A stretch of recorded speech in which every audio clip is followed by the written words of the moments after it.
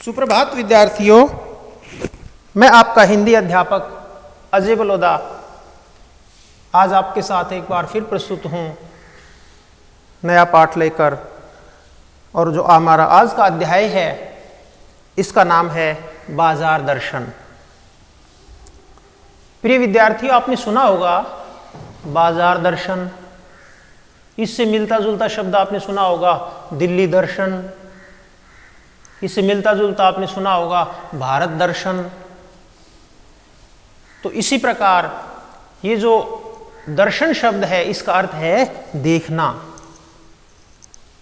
तो बाजार दर्शन का अर्थ है कि बाजार के दर्शन करना, बाजार में जाना, बाजार की सैर करना और वहाँ कैसे हालात होते हैं, वहाँ हम किस कारण से जाते हैं, हम वहाँ क्या क्या करते हैं, हमें सामान वहाँ महंगा मिलता है या सस्ता मिलता है, हम वहाँ से कितना सामान खरीदते हैं, क्या हम इच्छा के अनुरूप सामान खरीदते हैं, क्या हम अपनी ज़रूरत के अनुसार सामान खरीदते हैं या हम पैसा देखकर पैसे के अनुसार सामान खरीदते हैं। इन सभी बातों पर प्रकाश डाला गया है बाजार दर्शन पाठ में। और इसके लेखक हैं, इसके रचनाकार हैं, इसके रचयिता हैं जैनेन्द्र कुमार।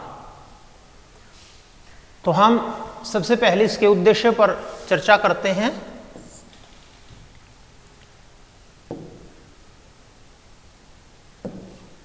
हम इसके उद्देश्य पर चर्चा करते हैं कि इसका उद्देश्य क्या है। इसका उद्देश्य है बाजार की सार्थकता।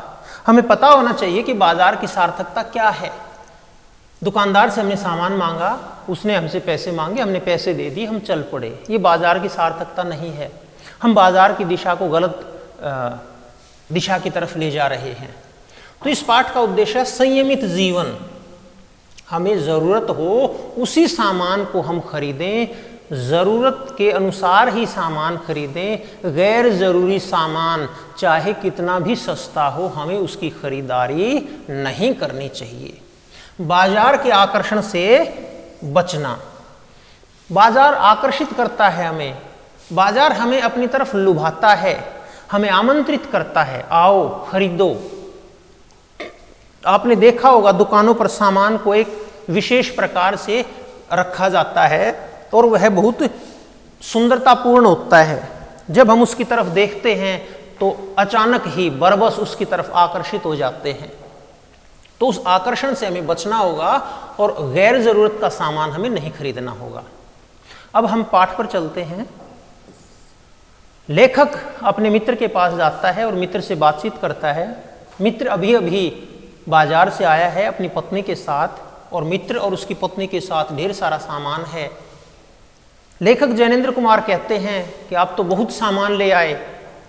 लेखक का मित्र कहता है ये जो मेरी पत्नी है ये बहुत ज़्यादा खरीदारी की इच्छुक थी और ये बहुत ज़्यादा खरीदारी करती रही और हमने सारे पैसे खर्च कर दिए। अब हम घर आए हैं, अब बाजार का आकर्षण टूट रहा है। अब सोच रहे हैं, समझ रहे हैं ये सामान न खरीदते तो ठीक रहता, यह सामान न खरीदते तो ठीक रहता। और अब लेखक का मित्र कहता है कि हमारे पास रेल टिकट के पैसे भी नहीं हैं। हमें कहीं जाना है तो वहाँ जाने के लिए हमारे पास पैसे नहीं है। सारा सामान, सारे पैसे हम खर्च कर चुके हैं। यहाँ लेखक यही समझाना चाहता है कि क्या ऐसी खरीदारी कि हम अपनी जेब खाली कर लें, इमरजेंसी के लिए, आपातकाल के लिए भी हमारे पास एक पैसा न हो, तो हम समझ सकते हैं कि हमारा जो व्यवहार है, हमारी जो खरीदारी है वह एक अच्छी खरीदारी नहीं है। लेखक कहता है जरूरत के अनुसार खरीदारी और परचेजिंग पावर, पैसे के अनुसार खरीदारी। दो बातें बताता है। एक तो जरूरत के अनुसार, भाई हम बाजार में गए, हमें 2 किलो शक्कर की जरूरत थी, हम बाजार में गए 2 किलो शक्कर ले आए, ये ज़रूरत का सामान था 2 किलो शक्कर।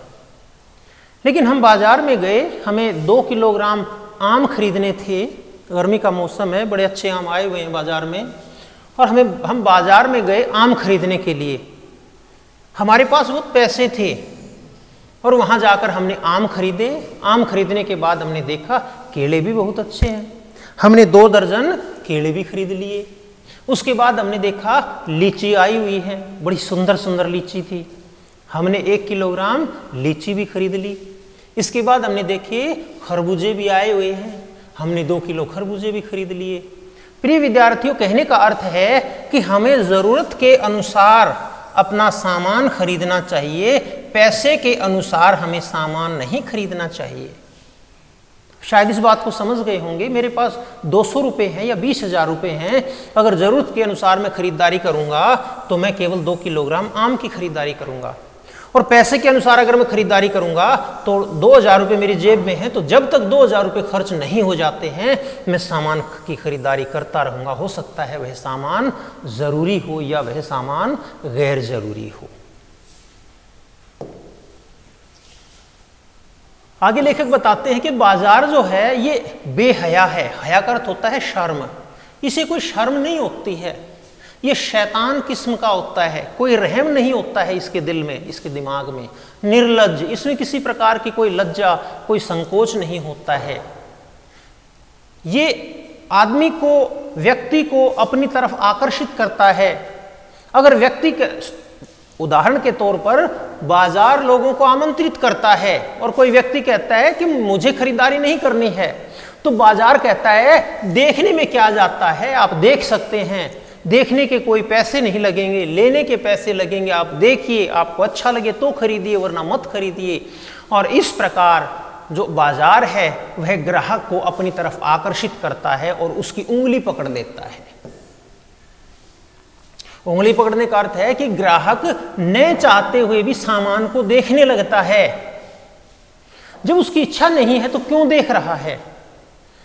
ये फर्ज बनता है ग्राहक का कि जब उसे कोई सामान नहीं खरीदना है तो वह उस दुकान पर क्यों जा रहा है, सामान को क्यों देख रहा है। लेकिन बाजार के आकर्षण ने उसे देखने के लिए मजबूर कर दिया फ्री के चक्कर में, और फिर उंगली पकड़कर बाजार क्या करता है, कलाई पकड़ लेता है। ये छूट है, इतनी छूट है, केवल 5 दिन के लिए है, आप हमारे परमानेंट ग्राहक हैं, हम आपको इतनी छूट दे देंगे, लेकिन ये केवल आज तक के लिए है, बाद में हम नहीं देंगे, इसके साथ हम ये फ्री दे रहे हैं। और इस प्रकार जो ग्राहक है वह मजबूर हो जाता है खरीदारी करने के लिए, और यहीं उसका जो गलत समय है वह शुरू हो जाता है और वह गलत खरीदारी करनी शुरू कर देता है। लेखक अपने एक और मित्र का किस्सा सुनाते हैं। एक मित्र और था जो बाजार में गया, दोपहर के समय गया था, शाम तक बाजार में घूमता रहा लेकिन खाली हाथ आ गया। लेखक ने कारण पूछा, भाई आप तो कोई खरीदारी नहीं करके लाए। उसने कहा कि बाजार में इतना सामान रखा हुआ था, सारा एक से एक बढ़कर, और मैं सारे सामान को खरीदना चाहता था, लेकिन इतने मेरे पास पैसे नहीं थे। अगर मैं कुछ सामान खरीद लेता तो इसका मतलब था कि बचे हुए सामान को छोड़ देना, उसकी क्वालिटी पर, उसकी गुणवत्ता पर प्रश्न चिन्ह लगा देना। लेखक कहता है यह भी कोई समझदारी की बात नहीं थी। यह जो व्यक्ति था यह भी अपने मकसद से बाजार नहीं गया था। आपको बाजार में सारी चीजें अच्छी लगती हैं, लेकिन आप गए किस कारण थे? आप उस उद्देश्य पर, उस मकसद पर कायम रहें। मुझे केवल 2 किलो चावल खरीदने थे, आप केवल 2 किलो चावल खरीदें और आ जाएं अपने घर। ये विचार मत करें कि मेरे पास तो बहुत सा टाइम है, चलो देख लेते हैं, देखने में क्या जाता है, फिर देखने में कुछ नहीं जाता है, फिर 1 आइटम खरीदने में कुछ नहीं जाता है, फिर 2 आइटम खरीदने में कुछ नहीं जाता है। इस प्रकार आप ढेरों आइटम खरीद लेते हो। लेखक अगली बात बताता है कि बाजार में जादू है, और ये जादू कैसा है? चुंबक जैसा जादू है। जिस प्रकार आपने देखा होगा, जो चुंबक होती है लोहे को अपनी तरफ आकर्षित करती है या खुद लोहे की तरफ चली जाती है, यानी चुंबक और लोहे का मेल हो जाता है, मिलाप हो जाता है। आपने कंपास में देखा होगा, जो कंपास है उसका जो सुई है वह हमेशा नॉर्थ साइड की तरफ रहती है, क्योंकि जो उत्तरी दिशा है वह मैग्नेटिक जो क्षेत्र है वहाँ सबसे ज़्यादा है, और वह लोहे को अपनी तरफ आकर्षित करता है। लेखक कहता है कि बाजार में भी चुंबक है, बाजार में भी जादू है। आपने कभी जादू का खेल देखा होगा? जब आप जादू का खेल देखते हैं तो बच्चे के कान में से दूध निकालते हैं, देखा होगा आपने बच्चे के कान में से दूध निकालते हुए। या आपने देखा होगा जादूगर किसी का नाम बता देता है, या जादूगर अपने थैले में से कबूतर निकालता है, कभी खरगोश निकालता है, फिर टेप रिकॉर्डर निकालता है, मोबाइल फ़ोन निकालता है, उसमें गाने चलाता है, हमें बहुत अच्छा लगता है। लेकिन जब वह जादूगर अपने सामान को समेट कर चला जाता है तो जादू उतरने के बाद वास्तविकता हमारे सामने आती है कि क्या था, कुछ नहीं था। जादू का खेल और बाजार का आकर्षण दोनों केवल सपने के समान हैं। जब तक हम सपने में होते हैं हमें सब कुछ दिखाई देता है, अच्छा लगता है, लेकिन सपना तो क्षणभंगुर है, कुछ ही मिनट का, कुछ ही समय का, पल भर का है, और उस सपने को ही हकीकत मान लेना मूर्खता के अलावा कुछ नहीं है। अगली बात लेखक बताते हैं कि बाजार जाते समय मन भरा हो, मन खाली न हो, क्योंकि यदि मन भरा हुआ है तो आप कोई भी सामान नहीं खरीदना चाहेंगे। आप अपने भरे हुए मन में और कुछ नहीं डाल पाएंगे। और अगर आपका मन खाली है, आपकी इच्छाएं बढ़ी हुई हैं, आप चलते रहेंगे और खरीदारी करते रहेंगे। इसलिए लेखक एक बहुत अच्छा उदाहरण देते हैं। जिस प्रकार कहा जाता है कि लू में पानी पीकर जाना चाहिए। आजकल लू बहुत, हालांकि अब लू का उतरता हुआ मौसम है, आज से अगर 15 दिन पहले हम देखते तो बहुत ज़बरदस्त लू चलती थी। घर से जब भी हम बाहर निकलते बड़े बुजुर्ग कहते थे पानी पी करके जाना, लू का प्रभाव कम से कम रहेगा। इसी प्रकार लेखक कहते हैं कि जब बाजार जाते हो तो मन भरा हुआ होना चाहिए, खाली नहीं। लू में अगर हम बाहर जाएंगे और पेट भरा हुआ नहीं है, पेट में पानी नहीं है, तो लू लगने के चांसेस ज़्यादा है। इसी प्रकार लेखक कहते हैं कि हमारा मन भरा हुआ हो, अगर मन खाली होगा तो हम अनाप शनाप खरीदारी करेंगे, हम गैर जरूरी खरीदारी करेंगे। अगली बात लेखक कहते हैं, एक और उदाहरण देते हैं, और ये उदाहरण भगत जी का उदाहरण देते हैं। ये कहते हैं कि भगत जी एक व्यक्ति हैं और ये चूर्ण बेचने का काम करते हैं। लेखक उन्हें पिछले 10 वर्ष से देख रहे हैं, उनके व्यवहार को देख रहे हैं, उनकी कार्यशैली को देख रहे हैं, उनके चूर्ण बेचने के कार्य को देख रहे हैं। और वे कहते हैं कि भगत जी हर रोज 6 आने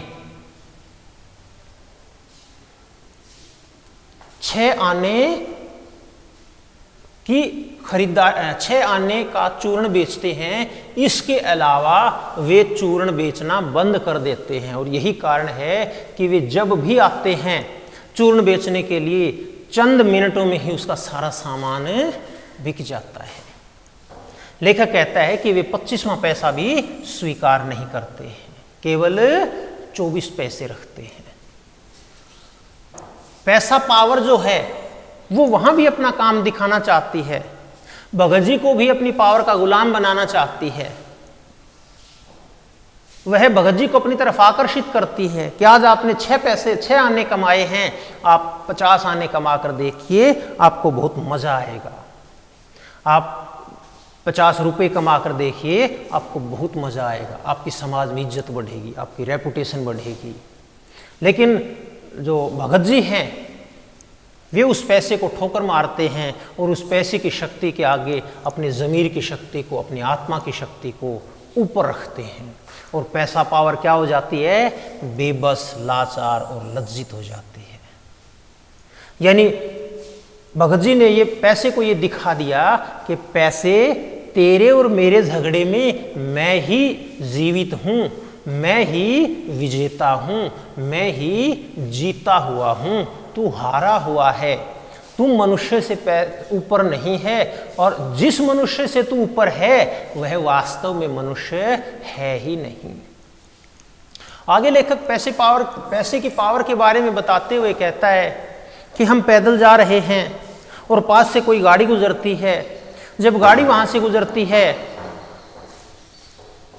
और वहां से धूल उड़ाती है, हमारे चेहरे पर, हमारे शरीर पर, कपड़ों पर धूल पड़ती है, हमें भी बहुत गुस्सा आता है और हम सोचते हैं कि क्या हम ही ऐसे थे जो ऐसे माँ बाप के घर पैदा हुए जिनके पास मोटर गाड़ी नहीं है, जिनके पास कार नहीं है। और वह कार वाला हमें चिढ़ाता है। उस वक्त हमें पता चलता है कि पैसे की पावर क्या होती है। वही पैसे की पावर हमें बाजार की तरफ आकर्षित करती है। लेखक एक और किस्सा सुनाता है। यह जो प्रस्तुत पाठ है यह निबंध विधा में लिखा गया है और इसमें कुछ बातें दार्शनिक रूप से समझाई गई हैं तो कुछ किस्सा गोई के रूप में समझाई गई हैं। किस्सा गोई का अर्थ है कि लेखक किससे बता रहा है, मैं गया, मुझे एक मित्र और उनकी पत्नी मिली, मैंने उनसे बातचीत की। फिर लेखक एक और किस्सा सुनाते हैं, मैं एक दूसरे मित्र के पास गया और उन मित्र से मैंने बातचीत की। फिर लेखक बताते हैं कि मैंने भगत जी चूर्ण बेचने वाले को देखा और वे किस प्रकार अपना कार्य व्यवहार करते हैं, यह भी एक किस्सा है। और फिर लेखक भगत जी से जुड़ा हुआ एक और किस्सा बताते हैं, एक और कहानी बताते हैं और वे कहते हैं कि भगत जी के साथ एक बार मेरी मुलाकात हो गई और यह मुलाकात कहाँ हुई, बाजार में हुई। भगत जी बाजार में जा रहे थे, आम व्यक्ति की तरह, आम इंसान की तरह बाजार भगत जी को भी आकर्षित कर रहा था, उसे अपनी तरफ ललचाने के लिए पूरा प्रयास कर रहा था। बाजार कह रहा था, मुझे लूट लो, मैं आपके लिए हूँ, मुझे आपके लिए सजाया गया है। लेकिन भगत जी ने न तो अपनी आंखें बंद की, न तृष्णा दिखाते हुए बाजार की तरफ देखा और न बाजार को बुरा भला कहा। उन्होंने केवल अपने संयम का, अपने मर्यादित जीवन का पालन किया और वे जो काम था उसी काम के लिए एक पंसारी की दुकान पर जाते हैं और 2-4 पैसे का जो सामान खरीदना था उन्हें, वह सामान खरीदते हैं और अपने घर वापस आ जाते हैं। अब हम इन 3 पॉइंट्स पर चर्चा करेंगे। बाजार की सार्थकता, कर्तव्य पालन। आपका कर्तव्य है, आपका फर्ज है, हर ग्राहक का फर्ज बनता है कि वह बाजार को सार्थकता प्रदान करे। आप बाजार को सार्थकता कैसे प्रदान कर सकते हैं? आपको कोई पुस्तक खरीदनी है, दुकानदार ने कहा 250 रुपए की, आपने 250 रुपए दिए, बुक ली और आप चल पड़े। आप बाजार को सार्थकता प्रदान नहीं कर रहे हैं। आप दुकानदार से बातें कीजिए, आप कितने प्रतिशत कमीशन देते हैं? वह कहता है हम 20% कमीशन देते हैं। हाँ, तो 20% कमीशन दे रहे हैं तो 20% कमीशन काट करके मुझे बुक दीजिए। या आप उसके साथ बार्गेनिंग कर सकते हैं, आप उसके साथ मोल भाव कर सकते हैं कि 20% कमीशन नहीं, आपको 30% देना होगा, मैं आपका पुराना ग्राहक हूं, मैं हर बार आपसे सामान ले जाता हूं। अगर आप इस प्रकार दुकानदार के साथ बार्गेनिंग करते हैं, दुकानदार के साथ मोल भाव करते हैं, तो मान लीजिए आप अपने कर्तव्य का पालन कर रहे हैं और आप बाजार को सार्थकता प्रदान कर रहे हैं। आप बाजार में जाते हैं, 25 रुपए का सामान है, उसको 40 रुपए में खरीद लाते हैं, आप बाजार को गलत दिशा दे रहे हैं, दुकानदार की नीयत खराब कर रहे हैं। आगे से दुकानदार उस सामान को 40 रुपए से कम में नहीं बेचना चाहेगा। ग्राहक और दुकानदार, बाजार में आपको ग्राहक मिलेगा और दुकानदार मिलेगा। जब तक ग्राहक नहीं है, बाजार की सार्थकता नहीं है। जब तक दुकानदार नहीं है, बाजार की सार्थकता नहीं है। बाजार की सार्थकता के लिए, खरीदारी के लिए ग्राहक और दुकानदार का होना अति आवश्यक है।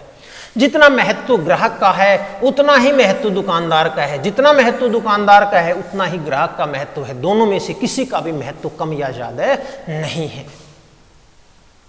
अतः आप खरीदारी करते वक्त ये जरूर विचार करें कि मैं एक ग्राहक के तौर पर अपने फर्ज का पालन कर रहा हूं या नहीं कर रहा। अगला जो बहुत इंपॉर्टेंट बात, एक प्रश्न भी आता है, लास्ट में आएगा, क्या बाजार जो है लिंग, जाति, धर्म, संप्रदाय, वर्ग भेद कुछ नहीं देखता है?